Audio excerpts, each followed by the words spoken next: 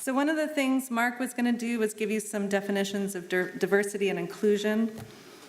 My colleague, Stacy Swanby, who's a visitor services manager at the Broad, and an all-around, amazing woman, shared an article with me recently with some great examples of the meaning of some words that are used on this topic.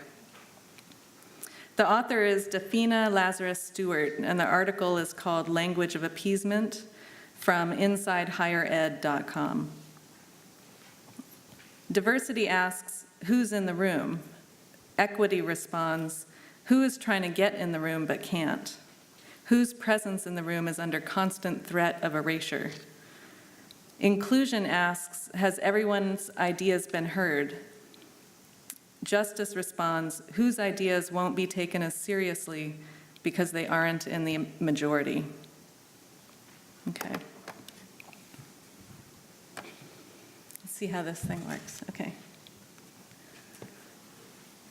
The museum field, the profession I love, has to make the commitment to change. It is not a choice, it is an obligation. And it should not be an onerous obligation. We should live up to our stated ideals.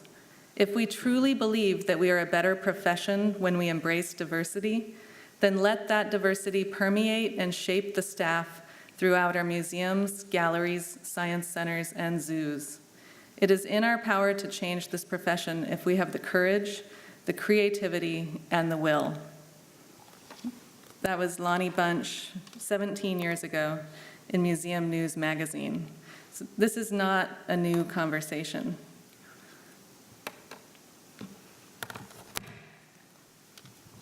So, you're applying for a job as prep. You have lots of experience as an art handler, plus you're friends with someone on the crew, and they put in a good word with your boss, so your resume gets looked at first. Then you go to the interview, and it turns out maybe you went to the same art school as one of the interviewers, or you grew up in the same state. You really hit it off, and you get the job. Or you're applying for a job as a prep. You have lots of experience as an art handler, but you don't know anyone on the crew, and maybe your resume never gets looked at. Maybe it gets looked at but passed by in favors of others equally qualified who have connections with those in charge or those on the crew. This is me. I'm an experienced art handler. I hire other experienced art handlers. If I could, I might hire a team that looked like this.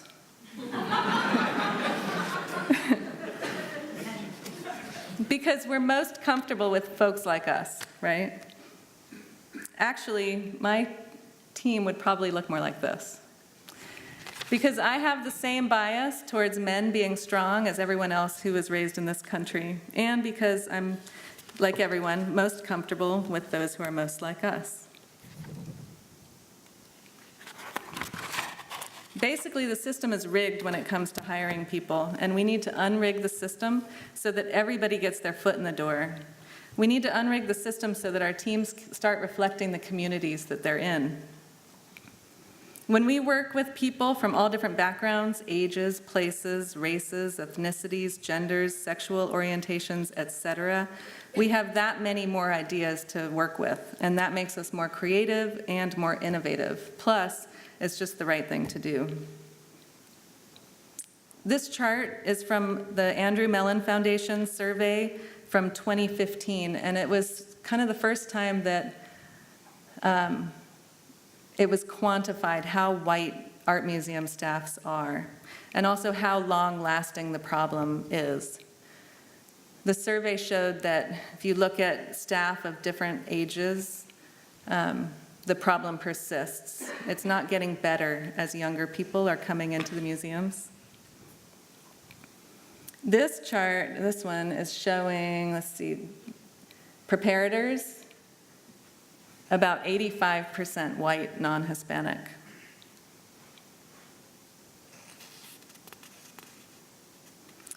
This is also one of the more optimistic-looking surveys. Some data shows worse numbers. So, and here's the male-female ratio for preps. Throughout the survey, jobs are broken down so that you can see which professions are doing better than others. When you look at the numbers all together, it looks a lot better because there's these jobs that are traditionally, like facilities and security, that are traditionally much more heavily minority, that skew the numbers. So this was really a really good way to show that leadership positions and positions that are leading to decision-making roles are doing really badly when it comes to diversity.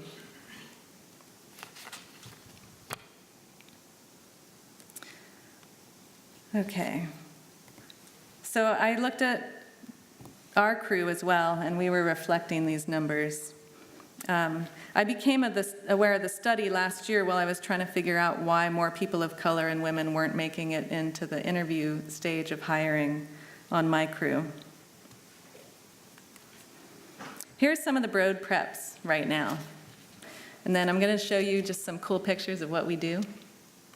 We do stuff like this, and this, this, and this. There's another cool thing. There's a big old photo. When I got hired as head prep in 2014, it was just me and Joe. And we would hire 5 or 6 contract preparators as needed. This was before we moved into our fancy new museum. That's the Broad. So I hired the crew of 18 people to install the inaugural exhibition at the Broad. This was our first team meeting before conference room chairs were even delivered.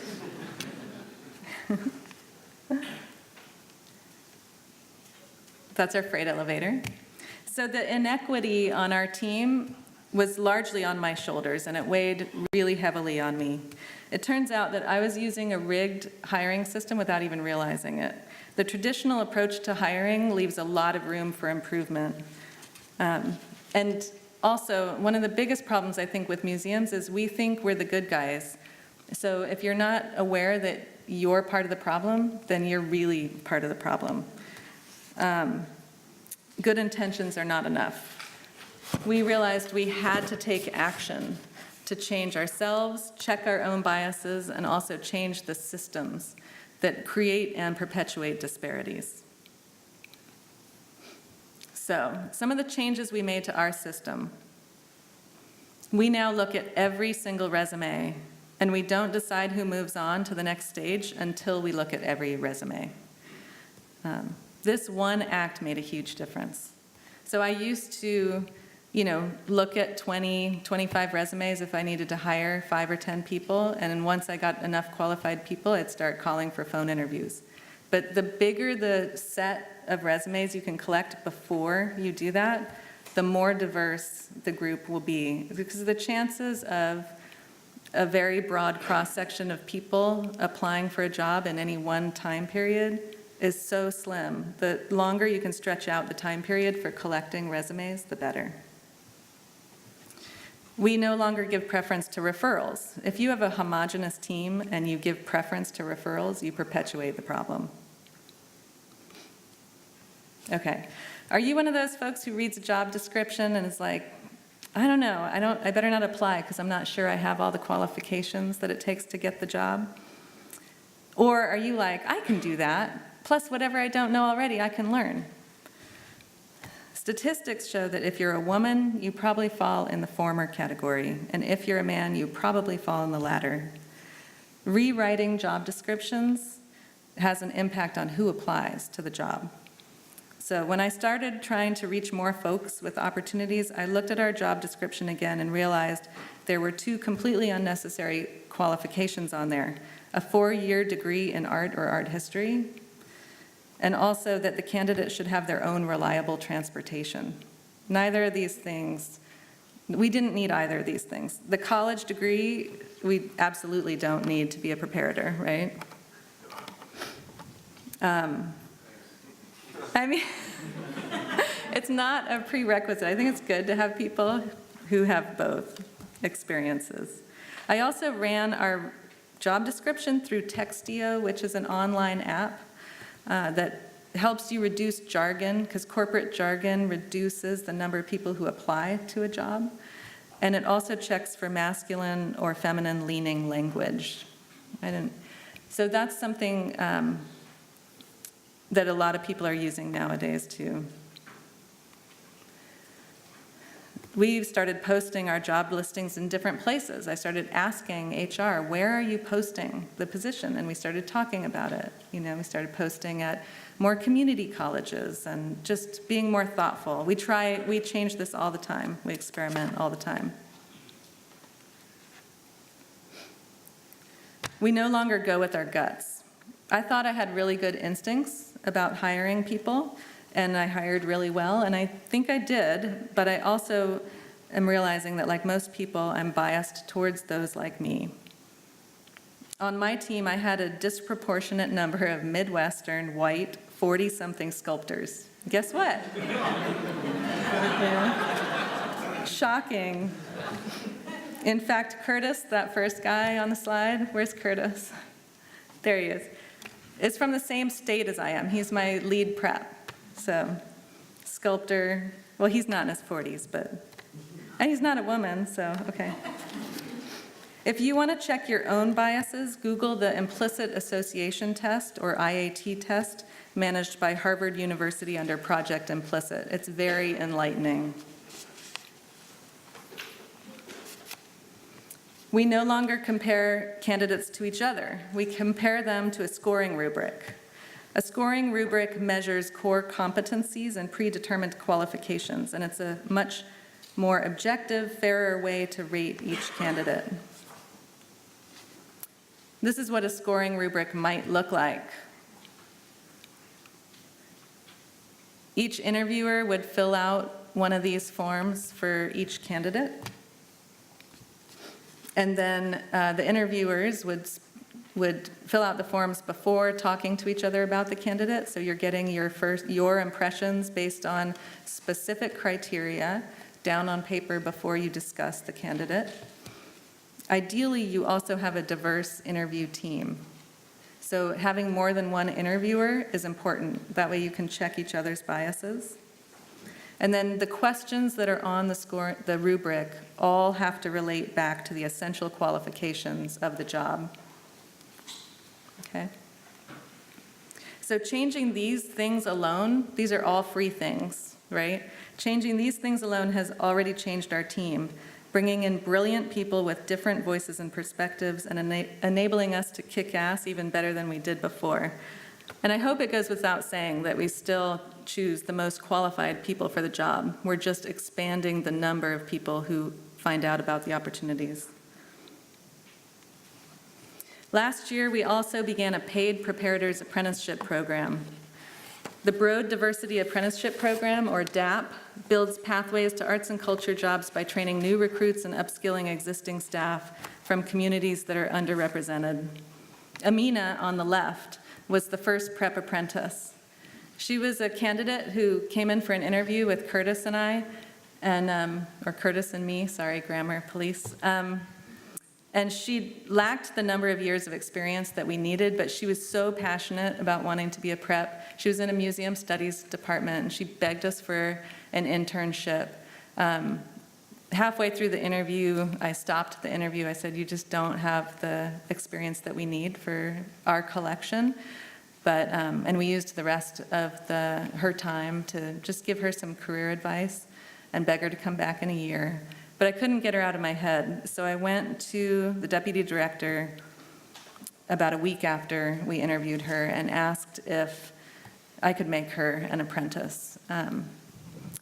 He said, yes, and let's start a program. So, while researching existing programs like these, I realized the unique position that preps have in museums. So we don't require a college degree to be successful, and yet we're in a respected field, and we're in a position where we can move into jobs that are into decision-making roles. We can become lead preps, we can become conservation techs, we can go into registration. There's a lot of movement, and we're already at the middle kind of level of the organization. We're not entry-level employees. So the fact that we don't have to go through a college program means that we can make change a lot faster on our teams than all of these programs, which do require that you're either a college student or a recent graduate.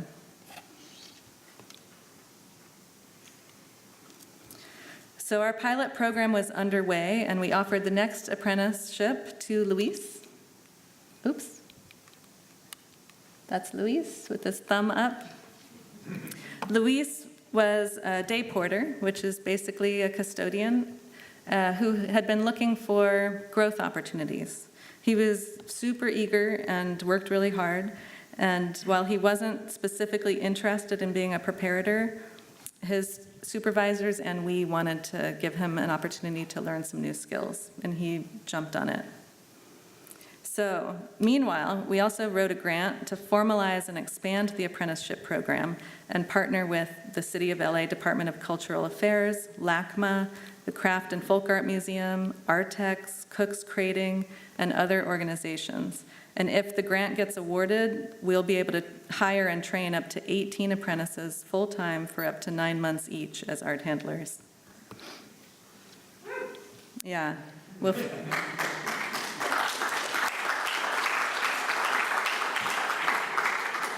Thank you. So, after winging it for the first 2 apprenticeships, we're adding more structure and have now made the apprenticeship program an upskilling opportunity for our existing visitor services staff. They're kind of perfect because while we're changing out major galleries, there's fewer of them needed. They're full-time, or they are permanent staff, whereas the facilities staff actually work for an outside contractor, so that's more complicated. And same with our security staff. Also, there's 120 of them, and they there's a lot of them are really interested in moving on to other careers. So until we find out about the grant, we've decided to identify 1 apprentice for each major exhibition change-out. And we're using this, the hirings of those people to test new methods like using written essay questions and aptitude tests and scoring rubrics so that, the basis isn't, they're not being rated solely on their verbal communication skills, which is only one of the necessary skills to be a prep. So we just finished using this process to hire the first DAP VSA apprentice, Des, who's on the left, and she's currently working with us as we speak, changing over the first floor galleries. Our goal is to continue striving for equity and justice, and for the crew and all staff eventually to reflect the city of Los Angeles, which might mean that we end up looking more like this. And to get there, we have to keep questioning our own biases and trying to break stereotypes, and make sure opportunities to get onto our team reach the widest possible range of people, and that everyone on our team is heard, respected, and has access to growth opportunities.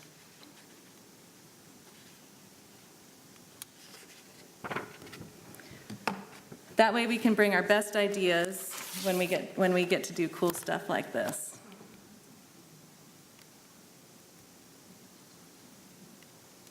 So no matter what your job is, you can take action to make change.